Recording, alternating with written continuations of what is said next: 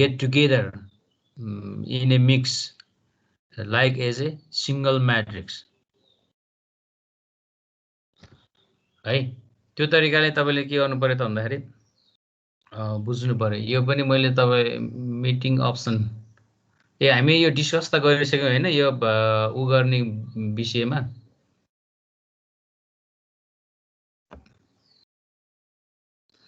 Recording allowed ठीक छ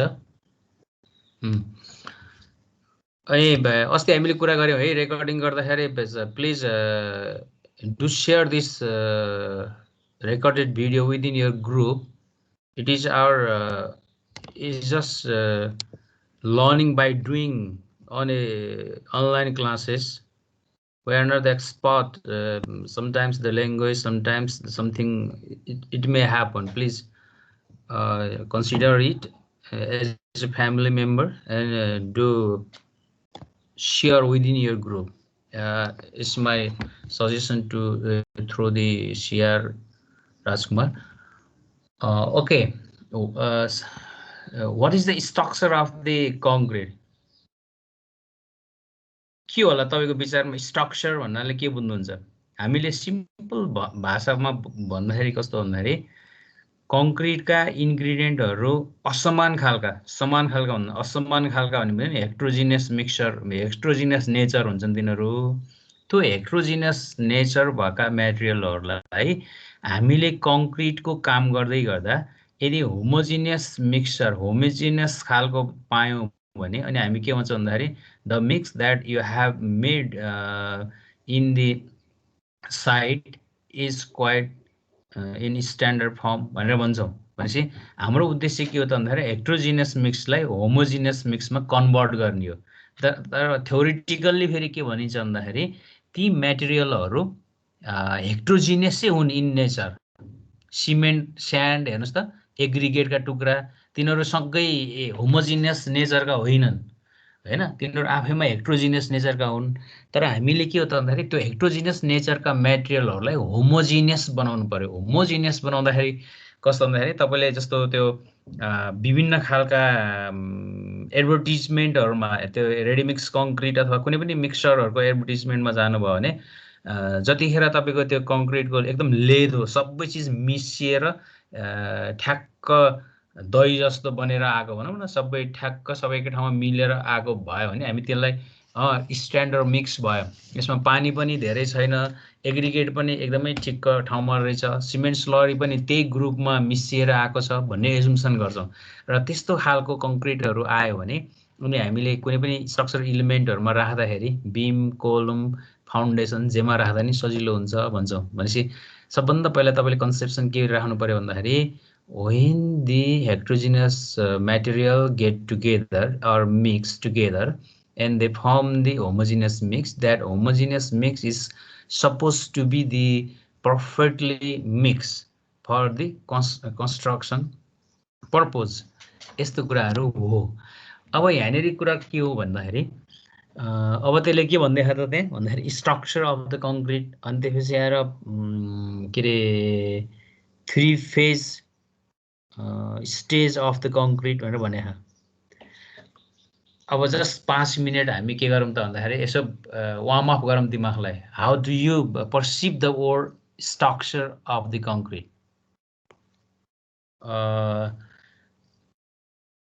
please कसैले शेयर गर्न मन हुन्छ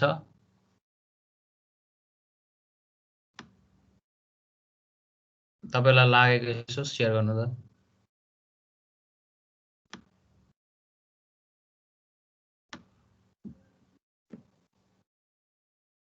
Pankaj Pokharel please sir structure भनेको त कुनै एलिमेन्ट्स अथवा पार्टको अरेन्जमेन्ट हो गरे अब त्यस्तै कन्क्रिटमा भएको कुनै त्यही एलिमेन्ट्सहरुको त्यस्तै अरेन्जमेन्टहरु होला सायद एलिमेन्टहरु त क्लियर छ हैन पंकज जस्तो सिमेन्ट स्यान्ड एग्रिगेट के हुने एलिमेन्ट हैन तिनीहरु गुड तिनीहरुको अरेन्जमेन्टलाई हामी स्ट्रक्चर भनेर भन्छौं प्रतीक्षा aryl Yes, sir. Okay, you do add something, please. Concrete को कति त्यहाँ कङ्क्रिट भित्रको मटेरियल्सहरुको कति क्वान्टिटीमा युज गर्ने अनि शेप साइजहरुको आधारमा चाहिँ अरेन्ज गर्नेलाई चाहिँ त्यो बारे स्टडी गर्नेलाई चाहिँ स्ट्रक्चर अफ कङ्क्रिट भित्र त्यो स्टडी गरिन्छ होला। ओके ओके जयप्रकाश मण्डल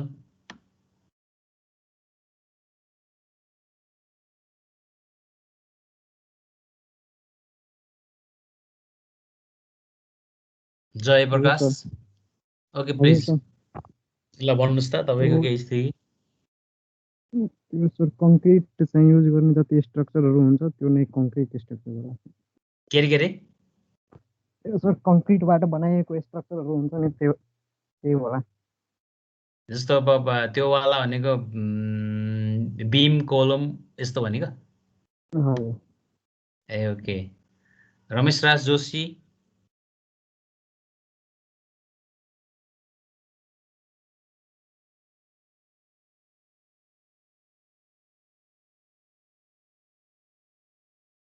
निश्चल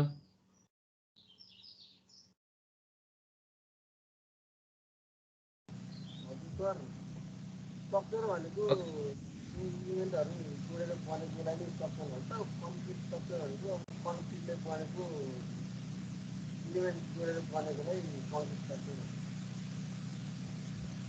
ओके नम्रता आचार्य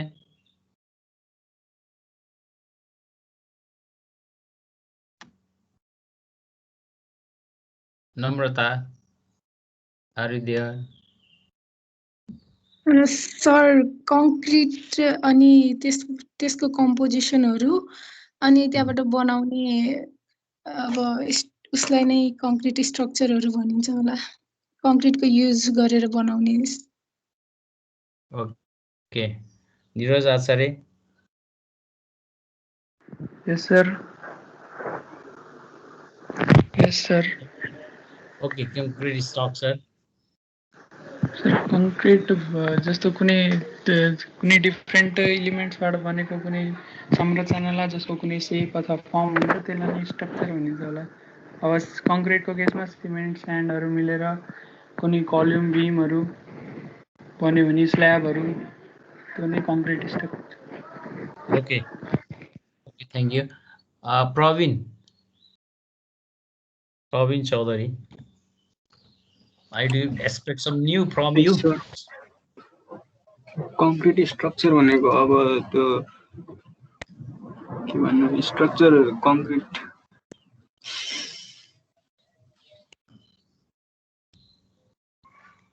ल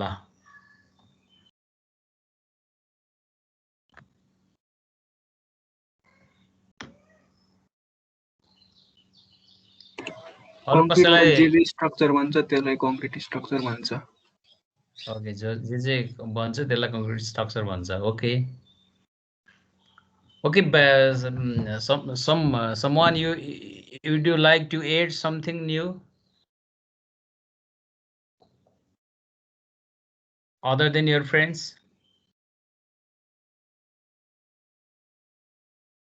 हाम्रो निराजन पोखरेल छ कि छैन नि? I think he is absent today. Nirajan.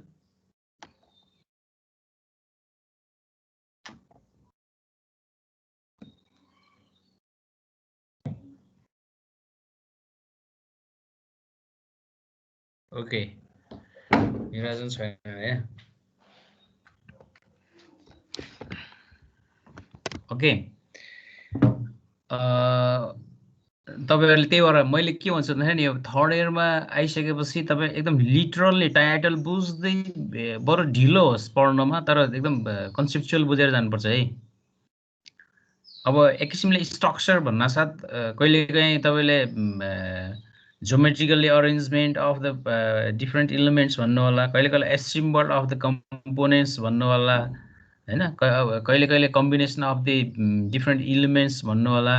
यो स्ट्रक्चर भन्न खात हामीले बुझ्ने अनि अल्टिमेटली के भन्दाखेरि अब स्ट्रक्चर भन्नको अर्थ के हो भने त्यो ज्योमेट्रिकल्ली डिफ्रेन्ट तरिकाको अरेन्जमेन्टबाट इरेक्टेड हुन्छ अनि ultimately that erected body or that erected product can resist the force upon it भन्ने कुराहरू चाहिँ हो स्ट्रक्चर भन्दा डु नट जसलाई नि कोरिलेटेड गर्ने हो नि तपाईँहरू टेन्सनै नलिनु न तपाईँले स्ट्रक्चर भनेर पढिरहनु अहिले स्ट्रक्चर सेकेन्डमा बीम कोलम त्यसपछि स्ल्याब तिनटाको मिक्स भइसकेपछि तपाईँको के हुन्छ त भन्दाखेरि त्यहाँनिर तिनीहरूले लोड लिन्छ लोड चाहिँ कहीँ बियर गर्ला कहीँ ट्रान्सफर गर्ला कहीँ भनौँ न सियर गर्ला ट्रान्सफर सियर भनेको पनि फरक छ टर्मिनोलोजी कहीँ सियर गर्ला कहीँ बियर गर्ला कहीँ ट्रान्सफर गर्ला दिज 3 वर्ड्स आर डिफ्रेन्ट हैन त्यस्तो खालको तरिकाले त्यसलाई हामी चाहिँ स्ट्रक्चर भनेर भन्छौँ हो अब यहाँनिर पनि भन्न खोजेको कुरा के हो त भन्दाखेरि जब सिमेन्ट स्यान्ड एग्रिगेट र बालुवाको इन्टरमिक्स भइसकेपछि एउटा हार्डेन मास बन्छ that hardened mass is called concrete हैन that concrete withstand the compressive strength हैन कम्प्रेसिभ स्ट्रेन्थलाई त्यसले विथ स्ट्यान्ड गर्छ भनेपछि अब यसको मिनिङ के स्ट्रक्चर भनेको के हो त त्यही arrangement of the different constituent of the concrete ingredients हो कङ्क्रिट मेकिङ इन्ग्रिडियन्ट्सहरू हो है त्यसलाई हामी स्ट्रक्चर भनेर भन्छौँ त्यो कारणले यसको स्ट्रक्चर भनेको मिनिङ पनि के भयो त यो पनि स्ट्रक्चर त हो एरेन्जमेन्ट त सबै मेटेरियलहरूबाट गर्नुभयो एउटा प्रडक्ट बन्यो यहाँनिर त्यो बिम कोलम बन्यो भने होइन मेटेरियल एउटा हार्ड मेटेरियल बन्यो त्यही मेटेरियलले तपाईँको लोड लिन्छ स्ट्रक्चरको अर्थ त्यो स्ट्रक्चरको त्यो नै हो त्यसपछि अब तपाईँले यहाँनिर बुझ्न खोजेको कुरा के भने त्यसरी बनिरहेको स्ट्रक्चर कस्तो हुनु पर्थ्यो खास त्यो स्ट्रक्चर बन्दाखेरि के चिजहरूको कम्पोनेन्ट हुन्छ अनि त्यो कम्पोनेन्टहरूको क्यारेक्टरिस्टिक्स कस्तो हुन्छ अनि त्यो क्यारेक्टरिस्टिक्सले अल्टिमेटली तपाईँलाई जुन compressive strength of the concrete छ त्यसलाई कसरी त्यसले एफेक्ट गर्छ these are the main phenomenon that you have to know on the structure of the concrete अब त्यो पढ्नुभन्दा पहिला you have already got the idea what is the cement what is the aggregate and how those two parameter acts in concrete manufacturing process हैन यो कुराहरु चाहिँ पहिला ब्याकग्राउन्डमा तपाईले थाहा पाउनु पर्यो सिमेन्टले के गर्छ त cement gets hydration reaction during the hydration there are different products they form अनि according to the form of the product they have some affinity on the arrangement of the structure in a concrete हो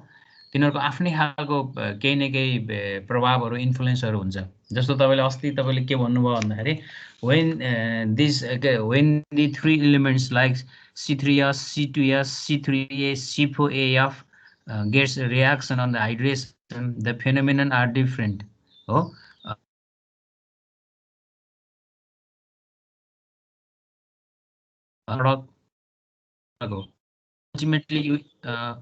ultimately you add some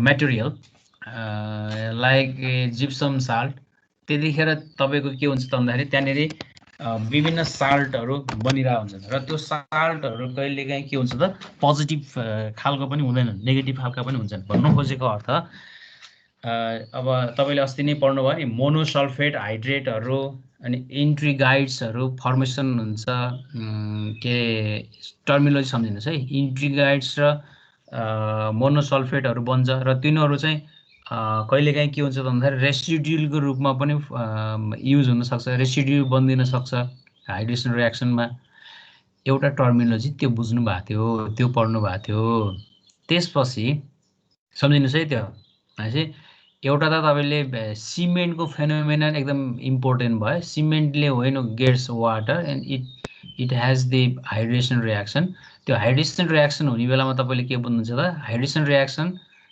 different डिग्रीमा when it completes the 100% it takes 1 year 365 days त्यो भएको हुनाले अब त्यसको hydration हुने phenomenon चाहिँ slowly हुन्छ हैन हाइड्रेसन हुँदाखेरि देयर आर डिफरेन्ट स्ट्रक्चर एउटा तपाईले के बुझ्नु भएको थियो एउटा चाहिँ तपाईको सिमेन्ट जेल बन्छ एउटा क्रिस्टल बन्छ सिमेन्ट जेल भनेको सिमेन्ट स्लरी हो त्यो सिमेन्ट जेलले जतिखेर पनि त्यो होमोजिनियस स्ट्रक्चर बनाउनलाई सहयोग गर्छ। अनि जुन क्रिस्टल सिएस भन्ने क्याल्सियम हाइड्रोक्साइडवाला क्रिस्टल छ, त्यो क्याल्सियम हाइड्रोक्साइडवाला क्रिस्टल चाहिँ के हो त भन्दाखेरि बिस्तारै पोरस मिडियाको हिसाबले त्यो क्रिस्टल पनि के हुन्छ त भन्दाखेरि खाली ठाउँ पाएपछि त्यो क्रिस्टलहरू के अरे बाइन्डिङ मिडियमकै रूपमा त्यहाँनिर कन्ट्रिब्युट गर्छ होइन। अनि त्यो क्रिस्टलले पनि फेरि धेरै स्पेस पायो, धेरै ठाउँमा पायो भने त्यसले पनि भोइडहरू जेनेरेट गरिदिन सक्छ होइन। त्यो त तपाईँले त्यो जुन हाइड्रेसन हुने टेम्परेचर त्यो सबै खालको ड्युरेसन छ नि त्यो मिलाउनु भएन भने त्यसले पनि के गर्छ त लङ टर्ममा चाहिँ त्यो मेटेरियलहरू फर्मेसन गर्छ। अनि त्यसपछि अर्को भनेको चाहिँ त्यहाँनिर तपाईँले चाहिँ सल्फोनेट्सहरू जस्तो त अघि भर्खरै मैले भने त्यो जुन के अरे इन्ट्रिगाइड्स एन्ड सल्फोने के अरे क्याल्सियम सल्फो एलुमिनेट्स भनौँ न, सल्फो एलुमिनेटहरू जुन फर्मेसन भयो त्यो फर्मेसन पनि कस्तो छ त भन्दाखेरि त्यसले पनि केही न केही के गर्छ त भन्दाखेरि त्यो हाइड्रेटेड सिमेन्ट पेस्टमा चाहिँ के अरे माइक्रो स्ट्रक्चरहरू फर्मेसन गर्न खोज्छ। अब यिनीहरूको पर्सेन्टेज चाहिँ अलिकति कम हुनसक्छ त्यो अनहाइड्रेटेड मेटेरियलको हिसाबमा होइन। तपाईँलाई मैले पहिले भने कि भनिनँ जस्तो सिएसले चाहिँ अबाउट 60% अफ टोटल हाइड्रेटेड पेस्टको 60% त्यसले लिन्छ। हामीलाई त 100% चाहिने हो नि त, 60% त्यसले लिन्छ।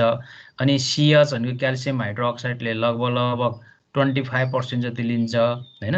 अनि यो सल्फो एलुमिनेट्सहरूले चाहिँ अबाउट 10%, कहिले कहिले कुनै किताबमा 15% पनि देख्नुहुन्छ, 10 to 15 भन्नुहोस् त्यति percent by volume of unhydrated hydrated paste लिन्छ। अनि माइनर कम्पोनेन्ट्सहरू भनेको म्याग्नेसियम हाइड्रोक्साइड अनि क्याल्सियम के अरे सोडियम हाइड्रोक्साइड यस्तोहरू जुन बन्छ त्यो तिनीहरूले पनि के गर्छ त भन्दाखेरि म्याच्युरिटी लिँदाखेरि चाहिँ तिनीहरूले पनि 5% जति भोल्युम अकुपाई गर्छ। अब अनि त्यसपछि अर्को त पोरोसिटी जेनेरेट गर्छ भन्ने त छँदैछ, पोरोसिटी पनि जेनेरेट हुन्छ। त्यो पोरोसिटी भनेपछि यसले के देखाउन खोजेको हो भन्दाखेरि the hydrated product in A cement has different role to form the structure of the concrete भन्न खोजेको। भनेपछि यदि तिनीहरूको चाहिँ रेसिड्युहरू धेरै भयो भने रेसिड्युले के गर्छ त रियाक्सन हुनबाट बचाउन खोज्छ, रियाक्सन हुन दिँदैन। अनि त्यो रियाक्सन हुन नदिइसके जस्तो भनौँ न त्यही क्रिस्टलहरू पनि फर्मेसन भयो, तिनीहरू चाहिँ फेरि रिजेनेरेट हुन नसक्ने खालको भएर त्यो पोरस मिडियामा गएर बस्दियो क्रिस्टल फर्ममा भने त्यो पनि भोइड हो एक किसिमको होइन। अनि त्यसपछि आएर सल्फो एलुमिनेट के अरे एलुमिनेट्सहरू पनि तपाईँको लागि के हो त त्यो पनि एक किसिमको रेसिड्युहरू हो। त्यो रेसिड्युले पनि तपाईँलाई पोरहरू जेनेरेट गरिदिन सक्छ, भोइडहरू जेनेरेट गरिदिन सक्छ। भनेपछि सिमेन्टको रोल कङ्क्रिटमा यस्तो हुन्छ भनेर बुझ्नु पर्यो। वाट डज सिमेन्ट डु भन्दाखेरि त्यो भयो है त। अनि दोस्रो भन्दाखेरि तपाईँको के छ त भन्दाखेरि एग्रिगेटको कुरा सम्झिनुहोस् है। एग्रिगेट पेस्ट हुन्छ अर्को है, एउटा सिमेन्ट पेस्ट हुन्छ, एउटा एग्रिगेट पेस्ट हुन्छ। एग्रिगेट पेस्ट भनेको चाहिँ the cement slurry along with the aggregate भन्न खोजेको। सिमेन्ट स्लरी र एग्रिगेटको कम्बिनेसनलाई कम्बाइन्ड हुनुपर्छ। त्यसको त्यो सिमेन्ट स्लरी प्लस एग्रिगेट भएर आयो भने त्यसलाई हामी एग्रिगेट पेस्ट भनेर भन्छौँ। र अब त्यो एग्रिगेट पेस्ट पनि के हो त भन्दाखेरि त्यसको पनि आफ्नै फेनोमेनन हुन्छ। एग्रिगेट पेस्टमा चाहिँ अघि तपाईँले भने जस्तो एग्रिगेटको सेप, साइज, वेट होइन, त्यसको ग्रेडिएसन, त्यसले चाहिँ तपाईँलाई चाहिँ त्यो कतिको सेग्रिगेसन ब्लिडिङ हुने खालको फेनोमेननमा छ कि छैन भन्ने कुराहरूको पनि इन्फर्मेसन दिन्छ। अनि अर्को मेन इम्पोर्टेन्ट यसको के हुन्छ भन्दाखेरि एग्रिगेटले about 75% of concrete volume occupy गर्ने भएको हुनाले यसको सबैभन्दा इम्पोर्टेन्ट कुरा भनेको त्यो भोल्युम स्टेबिलिटीको लागि यसले कन्ट्रिब्युट गर्छ। भोल्युम स्टेबिलिटीको लागि यसले कन्ट्रिब्युट गर्ने बेलामा यदि तपाईँको एग्रिगेट चाहिँ भनौँ न त्यसको प्रपर्टिजहरू राम्रो छैन, प्रपर्टिज भनेपछि अब ब्याकग्राउन्डमा सबै सम्झिनुहुन्छ तपाईँहरूले, त्यसको प्रपर्टिजहरू राम्रो छैन भने त्यसको हिसाबले पनि भोल्युमको स्टेबिलिटी, स्ट्रेन्थ, ड्युरेबिलिटी यो तिनटैलाई असर पार्छ। त्यो भएको हुनाले अब हामीले के बुझ्नु पर्यो त भन्दाखेरि बेसिकल्ली कुनै पनि कङ्क्रिट स्ट्रक्चर भनेको एउटा सिमेन्ट स्लरी अनि एउटा चाहिँ के रहेछ त एग्रिगेट स्लरी, एग्रिगेट पेस्ट र सिमेन्ट पेस्ट, यो दुईटाको कम्बिनेसन रहेछ। र यो दुईटाको कम्बिनेसनमा if sometimes there is the residue, there is the porosity, there is the porous which always resists to form the bond in between the cement slurry and aggregate slurry or aggregate paste and cement paste, that zone, that layer is known as transition zone. हो, transition zone भन्दाखेरि के हुन्छ भन्दाखेरि the transition John separates the cement paste and aggregate paste, त्यस्तो खालको तरिकाले transition John develop हुन्छ। अनि त्यो ट्रान्जिसन जोन यदि लङ टर्मसम्म एकदम टु सम एक्सटेन्ट एकदम लिटल बिट भयो भने त्यतिखेर तपाईँले के भन्न सक्नुहुन्छ त भन्दाखेरि क्वाइट स्ट्यान्डर्डमै छ, केही छैन भन्ने हुनसक्छ। If it extend enlarge the space, the void, ultimately it hampers your concrete strength, bond phenomenon। त्यो कारणले अब यहाँ तपाईलाई बुझाउन मात्र के खोजेको भन्दाखेरि कङ्क्रिट स्ट्रक्चर भनेको अब तपाईँले एउटा फेज डायग्राम लेख्नुहोस् त तपाईँकै उसमा, माथिको टपमा कङ्क्रिट पेस्ट लेख्नुहोस्, अनि बीचमा ट्रान्जिसन जोन लेख्नुहोस्, अनि तल एग्रिगेट पेस्ट भनेर लेख्नुहोस्। अब अल्टिमेटली के बुझिँदो रहेछ भन्दाखेरि concrete structure comprises the 3 phase of the concrete, that is cement paste, transition zone and aggregate paste. अब तपाईँले बुझ्नु पर्यो के त भन्दाखेरि अब सिमेन्ट पेस्ट बन्दाखेरि कसरी बन्छ र त्यसको फेनोमेननले ओभरअल कङ्क्रिटलाई कसरी असर पार्छ भनेर सिमेन्ट पेस्टको बारेमा थाहा पाउनु पर्यो। अनि एग्रिगेट पेस्टको बारेमा चाहिँ एग्रिगेट पेस्ट कसरी बन्छ र एग्रिगेट पेस्टको कम्पोनेन्टहरू के हो, तिनले कसरी असर पार्छन् भन्ने कुरा एग्रिगेट पेस्टमा बुझ्नु पर्यो। अनि ट्रान्जिसन जोन भनेको it is a John, that means it is a space develop in between the cement paste and aggregate paste. How this zone supports not to form the good bond in between these two materials। अब त्यसको एकदम तपाईले अब एकदमै थोरै खालको spacing भएको बेलामा हो कि धेरै स्पेसिङ भएको बेलामा हो कि macro structure, micro structure, macro structure तपाईँले के अरे अब्जर्भेसनमा आफ्नै नेकेड आइले देख्नुहुन्छ तपाईँले कङ्क्रिटिङ गर्दै गर्दाखेरि पनि हैन। अर्को चाहिँ तपाईँले माइक्रोस्कोपिक हिसाबले माइक्रोस्कोपबाट हेर्न सक्नुहुन्छ इच कम्पोनेन्टको ओरिएन्टेसन कस्तो छ भन्ने तरिकाले। ओके, यो टपिक्सबाट यो च्याप्टरमा तपाईँले के बुझ्नु पर्यो भने स्ट्रक्चर भनेको arrangement of different elements of the concrete, that is ingredient of the concrete, cements, sand त्यो भइहाल्यो हैन। अनि basically the concrete should be homogeneous by mixing the heterogeneous of the materials in their nature, यो अर्को पाटो भयो। अनि to perform अथवा to manufacture the homogeneous mixture, we have to have the knowledge of different phase of the concrete, individually हैन। Different phase of the कङ्क्रिटलाई आफ्नो आफ्नो पाराले एनालाइसिस गर्नु पर्यो। जस्तो अब सिमेन्ट पेस्ट कसरी बन्छ, त्यसको के क्यारेक्टरिस्टिक्स छ, बुझ्नुभयो है यो मैले भनेको ट्याक्कै। अब यहाँ निस्किन खात तपाईँले के भन्दा कङ्क्रिटमा तीनटा स्ट्रक्चर, के अरे तीनटा फेजबाट कङ्क्रिट स्ट्रक्चर बन्छ। एउटा सिमेन्ट फेज हो अथवा सिमेन्ट पेस्ट हो, एउटा एग्रिगेट पेस्ट हो र एउटा ट्रान्जिसन जोन हो। अब एग्रिगेट पेस्ट र सिमेन्ट पेस्टको फेनोमेनन के छ, त्यसको प्रोसेस के हो र कसरी त्यसको फर्मेसन हुन्छ र त्यो फर्मेसनले स्ट्रक्चरलाई कसरी असर पार्छ भन्ने कुराहरू अब हामी स्लाइडबाट हेर्दै जाउँ। ठिक छ।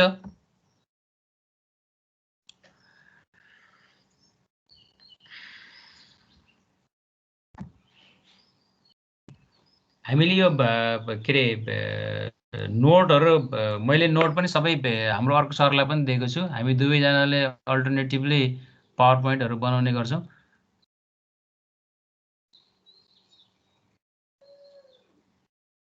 त्यो कोडहरू पनि बिस्तारै अलिअलि तपाईँले बानी पारिराख्नु होला है। हेर्नु आयो?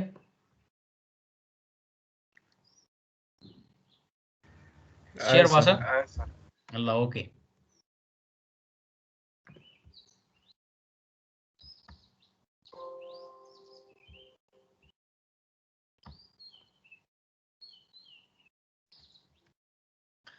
ल अब सबभन्दा पहिला स्ट्रक्चरको कुरा गर्दाखेरि चाहिँ अब स्ट्रक्चर अफ द कङ्क्रिट भने मैले तपाईँलाई सिम्पली इन्फर्मेसन दिइ नै हालेँ व्हाट इज द कङ्क्रिट एकदम दिमागमा के याद गर्नुहोस् भन्दाखेरि we have to develop the homogeneous mixture from heterogeneous nature of the materials यो एउटा एकदम दिमागमा राख्नु पर्यो अनि how it is possible भन्नेतिर याद गर्नु पर्यो हैन अब बेसिकली स्ट्रक्चर भन्नासाथ हाम्रो यहाँनिर हेर्दाखेरि म्याक्रो स्ट्रक्चर तपाईले कङ्क्रिटिङ बनाउँदै गर्दाखेरि तपाईले आफैले सबै चीजहरु देख्नुभयो सेग्रिगेसन ब्लिडिङ अनि त्यसपछि आएर सिमेन्ट स्लरी र कङ्क्रिट के अरे एग्रिगेट स्लरी पनि ठ्याक्क स्प्लिटिङ भएको त्यस्तो देख्नुभयो भने त्यो चाहिँ म्याक्रो स्ट्रक्चर भयो कि तपाईले नि थाहा पाउनुभयो कि ओहो यहाँ सिमेन्टको पेस्ट र एग्रिगेटको पेस्ट छुट्टिएर गयो यो त राम्रो भएन यो त होमोजिनस भएन है that is your macro structure during the manufacturing stage you can observe yourself and how do you make them homogeneous by adding and reducing the ingredients of the concrete भन्ने कुरा तपाईले बुझ्नु हो कसैलाई एड गरेर हुन्छ कि कसैलाई रिड्युस गरेर हुन्छ कि सपोज एग्रिगेट धेरै भयो अथवा एग्रिगेटको ग्रेडेसन मिलेन भने पनि तपाईले त्यसलाई रिड्युस गर्ने हो कि हैन अब होइन कहीं तपाईले सिमेन्ट पो नपुराउनु भएको कि त्यो खालको हिसाबले तपाईले त्यहाँनेर बुझ्नुहुन्छ अब माइक्रो स्ट्रक्चर भन्नाले तपाईले के हुन्छ नि the phenomenon you have to observe through the microscope how the different crystal are rearranged how different paste they behave during the hydration process हैन यस्तो कुराहरु चाहिँ तपाईले हेर्नु पर्ने हुन्छ अब त्यो हेर्नलाई मैले तपाईलाई एकैचोटी यो फिगरमा लगाएँ let's see here this is the microscopic figure then on the basis of the microscope they have generated this figure this is the portion of the aggregate isn't it this portion is very high अब यो देखाउँदाखेरि तपाईले यहाँ यो space यसले लेख नि भनेर देखाए पनि त्यस्तो होइन फेरि यहाँनेर तपाईलाई अनि यो बल्क सिमेन्ट पेस्टहरु भन्न हात यो खालको कुराहरु जति पनि छ नि यिनीहरु these are the cement paste भनेको it is the gel CSS gel अहिले मैले तपाईलाई भने नि यो जेल हुन्छ यस्तो हुँदो रहेछ यसले एउटा फेनोमेनन खेलिराख्छ यो जेलले जहिले पनि होमोजिनियस बनाउनको लागि एग्रिगेटहरु के रे सबै पोर्सनलाई यसले मिलाउन खोज्छ CS भनेको क्याल्सियम हाइड्रोक्साइड CS भनेको यो क्याल्सियम हाइड्रोक्साइड यिनीहरु चाहिँ के हुन्छ भन्दाखेरि फाइबर फर्ममा क्रिस्टल फर्म फाइबर फर्महरुमा हुन्छ अनि यो मटेरियलले जहिले पनि के गर्छ भन्दाखेरि यो पेस्ट र एग्रिगेटको बीचको जोनहरुमा बस्न खोज्छ दिस अकुपाइड तर यो फेरि के हुन्छ त रिजेनरेट हुँदाखेरि यिनीहरुले पनि फेरि के रे बाइन्डिङ मिडियमहरु जेनेरेट गर्छ हैन यो कुराहरु हो यसको अब जब इन्ट्रिगाइड्सहरु आयो सरी यो मात्रै भन्यो भने त्यो भइहाल्यो यो इन्ट्रिगाइड्सहरुको बीचमा आउने यिनीहरु सपोज यो इन्ट्रिगाइड्सहरु भनेको यस्तोहरु इन्ट्रिगाइड्सहरु भयो भने त्यो इन्ट्रिगाइड्सको हिसाबबाट तपाईले के बुझ्नुहुन्छ त भन्दाखेरि this are the residue that residue sometimes doesn't allow for the chemically active हैन अनि अल्टिमेटली यदि रेसिड्यूहरु बढ्दै गयो इन्ट्रिगाइड्सहरु बढ्दै गयो भने त्यसले पनि के गर्छ त भन्दाखेरि तपाईको यो ट्रान्जिसन जोनलाई चाहिँ कन्ट्रिब्युट गरिरा हुन्छ त्यो ट्रान्जिसन जोन बढाइदिन्छ त्यसले द स्पेस इट क्रिएट्स अब यहाँनेरि तपाईले हेर्नुभयो भने पनि यहाँनेरि तपाईले के देख्नुहुन्छ त भन्दाखेरि अब यो भनेको एग्रिगेट पेस्टहरु भयो अनि यो जुन बाइन्डिङ मिडियम भनेर यो बाहिर जुन देख्नु भएको छ त्यो बाइन्डिङ मिडियम भनेको सिमेन्ट पेस्टहरु हो यो तपाईले आफैले देख्नुहुन्छ यदि कङ्क्रिटहरु मिक्स गर्दै जानु भयो मिक्स गर्दै गइसकेपछि सिमेन्ट पेस्ट एकतिर हिड्न खोजेछ एग्रिगेट पेस्ट हिड्न खोजेर यस्तो बीचमा कुनै लेयरहरु द स्पेस अब्जर्भ गर्नुभयो कङ्क्रिटिङ गर्दाखेरि भने त्यसलाई हामी चाहिँ के भन्छौँ भन्दाखेरि ट्रान्जिसन जोन भनेर भन्छौँ transition John always creates the space in between the aggregate paste and the binding paste that binding paste is called as cement paste र aggregate paste लाई के गर्दिन्छ त्यसले छुट्याइदिन्छ छुट्याइदिनु भएपछि के भयो that is not good bond when there is no bond, that means the objective of the concrete structure is to create the compressive strength which is supportive for the compressive stress on your structural member. If concrete strength is poor, then compressive strength of the concrete is poor, then ultimately durability, strength of the hardened concrete also low. त्यो खालको भएको हुनाले हामीले के बुझ्नु पर्दो रहेछ त भन्दाखेरि हामीले बनाउने सिमेन्ट पेस्ट, हामीले बनाउने एग्रिगेट पेस्टहरू यदि होमोजिनियस तरिकाले मिलेनन् भने हनीकम्ब बन्दिनी, कहिले कहिले तपाईँले कोर्स खालको स्पेस्ड खालको बन्यो, अनकम्प्याक्टेड खालको मेटेरियलहरू बनिदियो भने अहिले हामीले तुरुन्त हेर्दाखेरि चाहिँ त्यो खालको कुनै देख्दैनौँ, तर लङ टर्ममा त्यसले के गर्छ त तपाईँलाई ड्युराबिलिटीमा असर पर्छ। जस्तो श्रिङ्केज, ड्युराबिलिटीभित्र त्यो सबै पर्ने भयो नि, अनि क्रिपहरू, अनि पर्मेबिलिटी, अनि elasticity of the concrete, these all have the low quality. जब तिनीहरू लो क्वालिटी हुन्छ अल्टिमेटली त्यहाँनिर केमिकल ट्र्याकहरू हुनसक्ने अरू खालको कामहरू पनि हुन्छ। That's why structure of the concrete भनेको त्यो बुझ्नु पऱ्यो है त। ल सिम्पल स्ट्रक्चरमा 3टा फेज हुन्छन् भन्ने बुझ्नुभयो। मैले ट्रान्जिसनलाई बिचमा राख्छु किनभने तपाईँलाई सम्झिन पनि सजिलो हुन्छ। एग्रिगेट फेज भन्दा के बुझ्नु पर्यो भन्दाखेरि aggregate, the aggregate of different size rearranged on the concrete in conjunction with the binding medium, that is called aggregate paste. अब एग्रिगेट पेस्ट भनेको the aggregate paste is fully function of the aggregate properties. What is the properties of the concrete aggregate? You have given to choose as per your specification. If it is beyond the specification, then there might have different influence of the aggregate in a concrete structure. If there is not good अनि त्यसले तपाईँलाई असर पार्छ। त्यो कारणले aggregate paste भनेको केले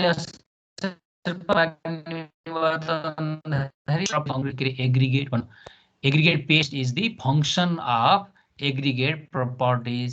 What is the aggregate properties? Then you have to remember all the parameters, that is size, shape, gradation, हैन, size, shape, gradation, तिनीहरुको स्ट्रेन्थहरु हैन, अब जस्तो impact strength, crushing strength, abrasion value अथवा स्ट्रेन्थले भन्दै मैले हैन, त्यसपछि टेम्परेचरको कुरा हैन, वाटर एब्जर्प्सनको कुरा, these all are the phenomenon. How this if suppose your specification is allowed to have this much of standard is required for the concrete for your particular purposes, then if the aggregate should follow or should compliance with the standard, then it is said to have the good aggregate for your concrete structure, otherwise not.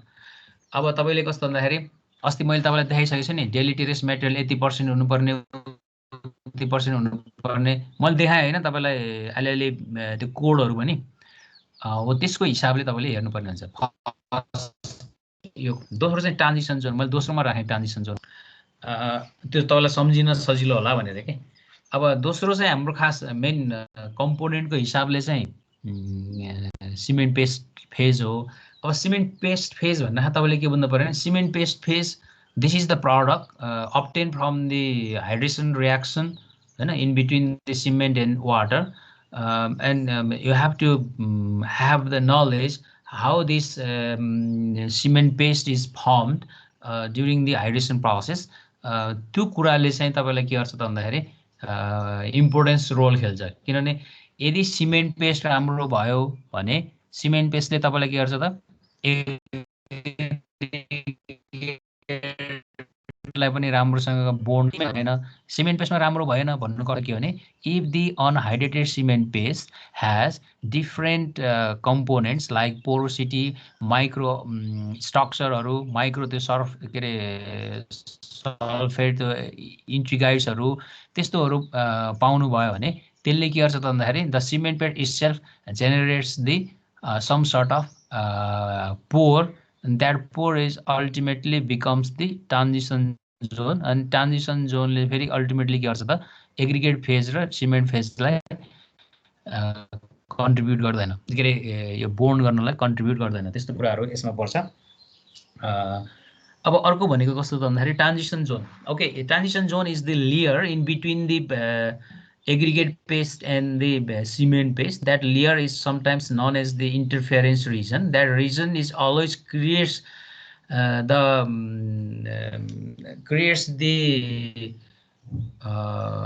negative role for the bonding in between the aggregate paste and the cement paste. यो कुराहरू हुन्छ। अब त्यसको पनि मल्टिफेजहरू हुनसक्छ। अब कहिलेकाहीँ फेरि ट्रान्जिसन जोनलाई कहिलेकाहीँ के हुन्छ भने to some extent transition zone has the positive role. That means why it is called as the positive role, the transition zone creates some tensile strength in the concrete because अब we need tensile strength in different structural purposes. त्यो भएको हुनाले यसले एउटा केही एक्सटेन्टसम्म to some extent चाहिँ फेरि यसले त्यो काम पनि गर्छ। अनि तर फेरि beyond that extent it has the negative role. त्यो कुराहरू यसमा पर्छ। ओके, अब यसको केही धेरै कुरा जान्नै परेन। अब what is the aggregate phase भनेर नि यो कुराहरू इन्फर्मेसन थाहा पाउनु पऱ्यो। एग्रिगेट फेज भन्नासाथ अहिले मैले भने सबै, त्यही भएर मैले सुरुमै तपाईँलाई भनेको थिएँ नि प्लिज एकदम फोकस गरेर लामोसँग पढौँ फर्स्ट च्याप्टर होइन त। अब सबै च्याप्टरमा त्यही कुरा आयो होइन त? तपाईँहरूले पहिला पढ्नु भएको थियो नि त फेज डायग्राममा आखिर त्यो पोरोसिटी, भोइड रेसियो, तिनै युनिट वेट भन्ने थियो, त्यो सोइल मेकानिक्ससम्म खेलिरहेको थियो। यो कुराहरू पनि यो 4वटा अगाडिको कुराहरूले सबै ठाउँमा टच गर्छ। हेर्नुहोस्, अब स्ट्रक्चर अफ एग्रिगेट फेज भन्दाखेरि अब सबैभन्दा एग्रिगेट फेजको एकदमै इम्पोर्टेन्ट के अरे काम के हो त भन्दाखेरि स्ट्रक्चर यसले कसरी फर्म गर्छ त भन्दाखेरि यसले सबभन्दा पहिला भोल्युमलाई स्टेबल गर्ने हो कि हजुर। जस्तो अब भोल्युमलाई स्टेबल गर्ने हो भन्नुको अर्थ के हो भने तपाईँले चाहिँ 1000 स्क्वायर मिटरमा कङ्क्रिटिङ गर्दाखेरि यति यति एग्रिगेट चाहिन्छ, यति यति सिमेन्ट चाहिन्छ, यति यति बालुवा चाहिन्छ, यति पानी हाल्नुपर्छ भनेर क्यालकुलेसन गरेर आउनुभयो। इन्जिनियरले पनि एकदम साइडमा कम्प्लिट क्यालकुलेसन गर्यो। होइन यो कङ्क्रिटिङ जब मास कङ्क्रिटिङ गर्नुभयो, मास कङ्क्रिटिङ गर्दाखेरि त्यो भनेको क्वान्टिटीले पुगेन भनेको त के हो, तपाईँले त खास त म्याथमेटिक्समा त एकदम पर्फेक्टली म्याथमेटिक्स निकालिदिनु भयो, तर साइडमा काम गर्दा त्यहाँ भोल्युम स्टेबिलिटी नै भएन। अब तपाईँले भोल्युम स्टेबिलिटी नहुनुको कारण पछाडि तपाईँ धेरै दोष चाहिँ एग्रिगेटलाई दिनुहुन्छ कि। अब भनेपछि तपाईँले एग्रिगेट जस्तो अब तपाईँले यहाँ मैले भनेको बुझ्नुहुन्छ कि बुझ्नुहुन्न, त्यहाँ के 32 डाउन 25 डाउन भन्ने हुन्छ क्या। 32 डाउन भनेको अब 32 देखि भनौँ न 10 mm सम्मका एग्रिगेटहरू भएको भन्ने भयो। 25 डाउन भन्यो भने 25 देखि 10 mm सम्म भएका एग्रिगेट भएको, 25 mm देखि 10 भनेर भन्नुभयो। तर तपाईँले चाहिँ त्यो 32 भन्ने ठाउँमा 32/10 हुनुपर्ने ठाउँमा तपाईँले के गर्नुभयो त भन्दाखेरि अब 40 भन्दा बढीका साइजहरू पनि छन्। अब त्यो साइज पनि अब सिग्निफिकेन्ट नम्बरमै छन्, भोल्युममै छन् भन्यो भने अब तपाईँको के भयो त भन्दाखेरि त्यो एग्रिगेटको कारणले गर्दाखेरि तपाईँको कङ्क्रिटको स्ट्रक्चरलाई चाहिँ त्यसले स्टेबल गर्दैन।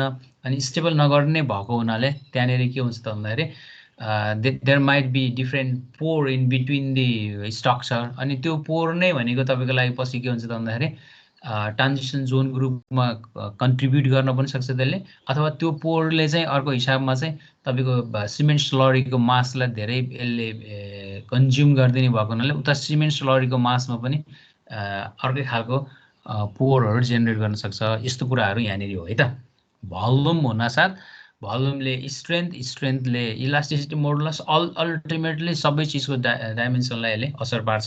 त्यो हुनाले हामी के भन्छौँ भन्दाखेरि सबैभन्दा इम्पोर्टेन्ट भनेको एग्रिगेट फेज हो है। If aggregate phase is not sufficient to contribute the good structure of the concrete then it ultimately affects the durability of the concrete होइन। ड्युरेबिलिटी त अल्टिमेटली स्टेबिलिटी अफ द कङ्क्रिटले असर पार्ने हो। यो कुराहरू यसमा आउँछ। यो अब स्ट्रक्चर एग्रिगेटमा चाहिँ तपाईँले के बुझ्नु पर्यो भन्दाखेरि अघि नै मैले भनि नै हालेँ सेप साइज यो सबै। अनि तपाईँलाई जुन के अरे स्ट्यान्डर्डले भने हुन्छ नि यो स्ट्यान्डर्ड यसरी प्रयोग गर्नुहोस् भन्ने त्यस्तो खालको कुराहरू मात्रै तपाईँले हेर्नुपर्ने हुन्छ। अब यो चाहिँ जस्तो अब फ्ल्याकी भयो सेपले जस्तो खालको तपाईँलाई सेप साइज टेक्स्चरले जस्तो असर पार्थ्यो त्यो कुराहरू सबै जसरी त्यहाँनिर पर्पज पर्नु हो त्यो पर्पजले अल्टिमेटली स्ट्रक्चरलाई पनि असर पार्छ। अब दोस्रो चाहिँ तपाईँले बुझ्नु के पर्यो भन्दाखेरि सिमेन्ट पेस्टको क्यारेक्टरिस्टिक्स। हाइड्रेटेड सिमेन्ट पेस्ट भनेको बुझ्नुहुन्छ टर्मिनोलोजी। हाइड्रेटेड सिमेन्ट पेस्ट भनेको के होला? What does it mean? Hydrated cement paste भनेको के होला भन्नुहोस् त? साउन्ड सुनिए वान साइडेड भइरहेको के अरे है।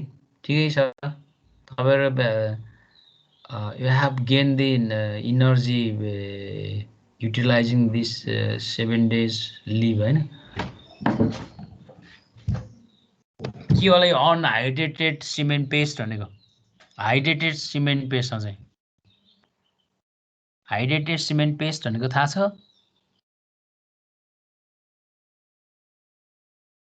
अलि सेयर गर्नुहोस् न। एक कुरो भयो कि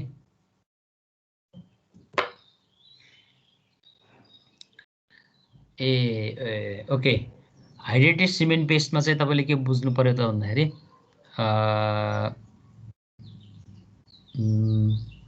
जुन हाइड्रेसन हुन्छ नि एकचोटि सिमेन्ट स्यान्डसँग एक बोरा सिमेन्ट लिएर जानुभयो यति पानी हाल्ने भनेर भन्यो भने त्यो कङ्क्रिटिङ बनाउँदाखेरि सिमेन्टले जुन हाइड्रेसन रेट देखाउँछ त्यसलाई चाहिँ हामी अनहाइड्रेटेड सिमेन्ट पेस्ट भनेर भन्छौँ। त्यसले चाहिँ हाइड्रेसन फेनोमेननमा चाहिँ जस्तो 40% मात्रै हाइड्रेटेड गर्यो भने अझ 60% अझै हाइड्रेसन अझै हुनु बाँकी छ है भन्ने अर्थ दिन्छ त्यसले।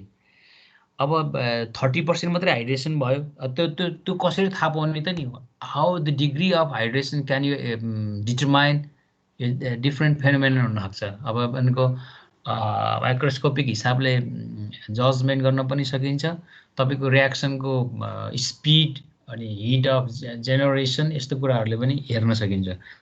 अनि जस्तो जति धेरै पर्सेन्टेज अफ हाइड्रेसन भयो र अरू मेटेरियलहरूले जस्तो मानिदिनुहोस् 80% हाइड्रेसन मैले भनेको म्याथमेटिकल्ली बुझ्ने कोसिस गर्नुहोस् है। 80% अफ हाइड्रेसन भन्यो त ल 80% अफ हाइड्रेसन भइसकेपछि त यसले चाहिँ अब त्यो पोरोसिटी योहरू जेनेरेट गर्ने सम्भावना पनि कम भयो। किनभने अरू जस्तो अब हाइड्रेटेड नै 80% भयो भने बाँकी 20% भयो। बाँकी 20% को 25% CHले क्याल्सियम हाइड्रोक्साइडले अनि 10-15% त्यो सल्फो एलुमिनेट्सले अनि 5% माइनर अक्साइडले लियो भने पनि त्यति धेरै तपाईँलाई एफेक्ट गर्न त सक्दैन त्यसले होइन र। त्यो हुनाले कति पर्सेन्ट हाइड्रेसन भयो भन्ने कुरा चाहिँ इम्पोर्टेन्ट हुन्छ। त्यो हुनाले यदि हाम्रो चाहिँ 80% हाइड्रेसन भयो भने अब बिगार्नै पर्ने भयो भने पनि 20% को सबै मेटेरियलको हिसाबले बिग्रिनु पर्यो। 90% भयो भने 10% अरूमा जाने भयो। मिन्स त्यो त्यति पर्सेन्टेज अफ हाइड्रेसन भयो भने त्यतिले तपाईँलाई सिमेन्ट स्लरी डेभलप गर्छ र त्यो स्लरले डाइरेक्ट एग्रिगेटहरूलाई जोइन गर्न बन्डिङ गर्न कन्ट्रिब्युट गरिहाल्छ। अल्टिमेटली स्ट्रेन्थ डेभलप गर्छ। यदि थोरै पर्सेन्टेज हाइड्रेसन भयो भने त्यसको अर्थ के भने बाँकी रहेको पर्सेन्टेजमा अरू चिजहरू मिसिन्छ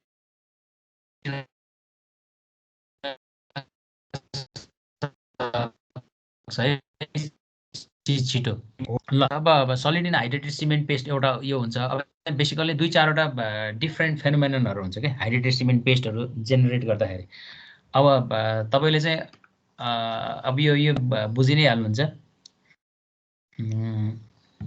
C3S C2S ले कसरी हाइड्रेसन गर्छ र हाइड्रेसन हुँदाखेरि त्यसको पर्सेन्टेज कति हुन्छ अनि तिनीहरूको स्ट्रक्चर कस्तो हुन्छ भन्ने कुराहरू हो। तिनीहरूको जेल कति निस्किन्छ अनि जेलमा पोरहरू कसरी डेभलप हुन्छ यो त तपाईँले सबै माइक्रोस्कोपिक तरिकाले हेर्नु पर्यो हैन।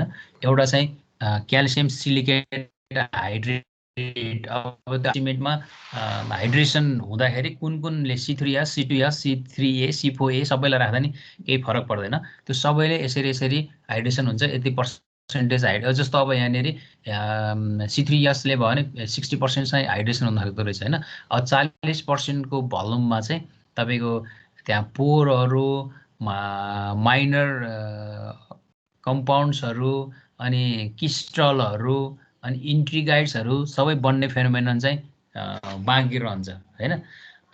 यस्तो कुराहरू हो यसमा भन्न खोजेको। अब क्याल्सियम हाइड्रोक्साइड अब एउटा चाहिँ त्यो यो जेल भयो CSS जेल। त्यो जेल चाहिँ बेसिकली 60% चाहिँ मेकअप हुन्छ रे अनि 60% हुनेपछि त 40% अझै बाँकी छ नि। त्यो कारणले वेल डिफाइन्ड स्ट्रक्चर बनाउँदैन। Still it needs to have regenerated of the paste हैन so that the long term bonding phenomenon continues otherwise not भन्ने खालको कुरा हो यो है त। अनि त्यसपछि अर्को भनेको calcium hydroxide. Calcium hydroxide is a crystal form हैन। When it gets the space in between this two material two phase हैन अनि it develops some van der Waals forces develop गर्छ रे त्यो दुईटा फेजमा। अनि भेन्डरवाल डेभलप गरिसकेपछि अनि यसले पनि कहिलेकाहीँ के गर्छ त भन्दाखेरि त्यो क्रिस्टलहरू इक्वल डाइमेन्सनका क्रिस्टलहरू फर्मेसन गरिदिन्छ के। जस्तो अब फ्ल्याट प्याटी क्रिस्टलहरू हैन अनि यस्तो इलोङ्गेटेड क्रिस्टलहरू यसले फर्मेसन गर्दै जान्छ। अनि त्यो क्रिस्टलहरू फेरि फर्मेसन हुने भइदियो भने त्यो पनि त्यति राम्रो फेरि के मानिँदैन त भन्दाखेरि राम्रो मानिँदैन। यसले चाहिँ फ्री स्पेस जेनेरेट गरिरहेको हुन्छ। त्यस्तो कुराहरू यसमा पर्छ हैन। सकेसम्म यसमा चाहिँ हामी के गर्छौँ त भन्दाखेरि यसलाई पनि रिड्युस गर्न खोज्छौँ। यो पनि फेरि हाइड्रेटेड होस् भन्ने फेनोमेननमा जान्छौँ। जस्तो तपाईँले स्लेकिङ अफ लाइम अनि वेन द स्लेकिङ अफ लाइम त्यो पनि फेरि रिजेनरेट हुन्छ भन्ने पढ्नु भएको छ नि त। यस्तो कुराहरू चाहिँ हो। अब यसले नै फेरि कङ्क्रिटिङमा के अरे स्पेसहरू जेनेरेट गर्यो भने के गर्छ भन्दाखेरि लोवर स्ट्रेन्थ डेभलप हुन्छ र त्यो लोवर स्ट्रेन्थ डेभलप हुनु भनेको पनि राम्रो होइन कि। उही पोर वाटर प्रेसरमा पानीले प्रेसर लिदियो के अरे पानीले लिएको भएर पनि कङ्क्रिट त के अरे माथि स्ट्रक्चर त थामिरहेछ नि भन्ने जुन लजिक हुन्छ म्याथमेटिकल्ली त त्यसको पनि प्रेसर छ भन्ने खालको लजिक होला। लङ टर्ममा गर्दा के भयो त्यो इन्कम्प्रेसिबल हुने भएको हिसाबले पछि त के हुन्छ त त्यो पानीले त लिन सक्दैन। पानी लिन नसक्नु भनेको बिस्तारै माथिको लोड लिँदै गर्दा पानी चाहिँ स्क्विज आउट हुन्छ। स्क्विज आउट हुँदाखेरि त्यहाँ सेटलमेन्ट डेभलप हुन्छ। सेम थिङ अकर्ड हियर त्यस्तो खालको कुराहरू हो यो। अब यो सल्फर एल्युमिनेट्सहरूको पनि यसले चाहिँ यसले चाहिँ बेसिकल्ली दुईटा काम गर्छ। एउटा चाहिँ इन्ट्रिगाइड्सहरू डेभलप गर्छ अर्को चाहिँ के अरे केमिकल एट्र्याक्ट हुने गर्नलाई कन्ट्रिब्युट गर्छ। त्यो कारणले यो चिजहरूलाई पनि रिड्युस गर्नुपर्छ। रिड्युस कसरी गर्न सकिन्छ अब भन्ने कुराहरू तपाईँको पार्ट हो। जस्तो एडमिक्सरहरू प्रयोग गरेर हुन्छ कि होइन अथवा तपाईँको एग्रिगेटहरू नै सोर्स छ कि माइनर इलिमेन्टहरू निकाल्नको लागि। जस्तो डेलिटेरियस मेटेरियलहरू एग्रिगेटमा हुन नदियो भने यो हुन्छ कि हैन। डेलिटेरियस मेटेरियलमा तपाईँको सिल्ट क्ले अनि त्यसपछि ती हड्डीहरू त्यसपछि माइनर अक्साइडहरू त्यस्तोहरू पनि हुन सक्छन्।